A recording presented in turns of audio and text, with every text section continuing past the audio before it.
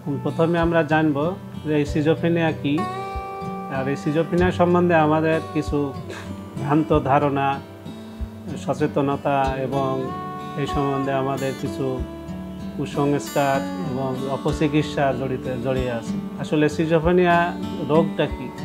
Schizophrenia একটা বলবো chronic মানসিক জটিল রোগ, এটা মেজর মেন্টাল ডিসঅর্ডারের মধ্যে পড়ে। সিজোফ্রেনিয়া রোগীদের মধ্যে কিছু কিছু সমস্যা থাকে, যেমন তাদের মধ্যে সন্দেহ প্রবণতা, হ্যালুসিনেশন হয়, অলৌকিক কথাবার্তা তাদের কানে আসে এবং তাদের আচরণে কিছু সমস্যা দেখা দেয়। অনেক সময় তাদের নিজেদের যত্ন নেয় না, পরিবারের লোকজনকেও সে সহ্য করতে পারে না, এমনকি তাদের সাথে কোনো ভায়োলেন্ট অ্যাগ্রেসিভ বিহেভিয়ারও শো করে, বাড়ির জিনিসপত্র ভাঙচুর করে, বাড়ি থেকে অনেক সময় ভয়ে আতঙ্কে পালায়ে যায়। সিজোফ্রেনিয়া রোগী অনেক সময় আত্মহত্যারও পথ বেছে নিতে পারে, কারণ ওয়ার্ল্ড ওয়াইড একটা আমাদের স্ট্যাটিস্টিক্স আছে, পরিসংখ্যান বলে যে সিজোফ্রেনিয়া রোগী অনেক সময় 10% থেকে 20% সিজোফ্রেনিয়া রোগী অনেক সময় আত্মহত্যা করে বসে। এর মধ্যে আছে সিজোফ্রেনিয়া রোগী যে কানে কথা শুনে তার মাধ্যমেও আত্মহত্যার পথ বেছে নেয়, অনেকে সন্দেহপ্রবণ হয়েও আত্মহত্যার পথ বেছে নেয়।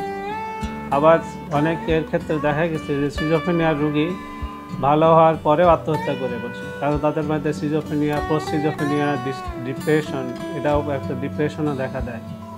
সামাজিক প্রকারভেদ, অর্থনৈতিক অবস্থা কোনোটা এটা মানে না, যে কোনো বয়সে এটা হতে পারে। তো সাধারণত এরা এই 15 থেকে 25 বছরের মধ্যে সিজোফ্রেনিয়া রোগী বেশি দেখা দেয়।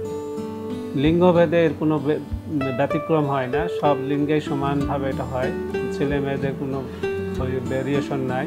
তবুও দেখা গেছে যাদের অল্প বয়সে সিজোফ্রেনিয়া হয় সেক্ষেত্রে ছেলেদের মধ্যে বেশি পাওয়া যায়, আবার যাদের শেষের দিকে হয় সেক্ষেত্রে বয়স শেষের দিকে যাদের সিজোফ্রেনিয়া দেখা যায় তাদের মধ্যে মেয়েদের বেশি দেখা যায়।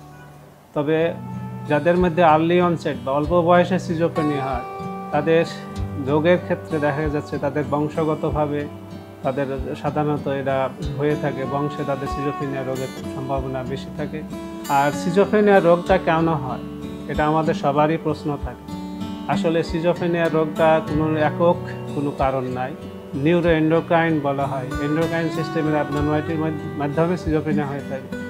এবং কিছু কিছু ক্ষেত্রে দেখা যায় যে যারা নেশা করে তাদের মধ্যেও সিজোফ্রেনিয়ার মতো সিমটম দেখা যায়। ফার্মাকোলজিক্যাল ট্রিটমেন্ট বা ওষুধ দ্বারা যে চিকিৎসা, সেটা ওয়ার্ল্ডে যেরকম উন্নত মানের চিকিৎসা আছে আমাদের দেশেও আছে। এই জন্য আমরা সিজোফ্রেনিয়া চিকিৎসাকে আমরা 3 ভাগে ভাগ করি।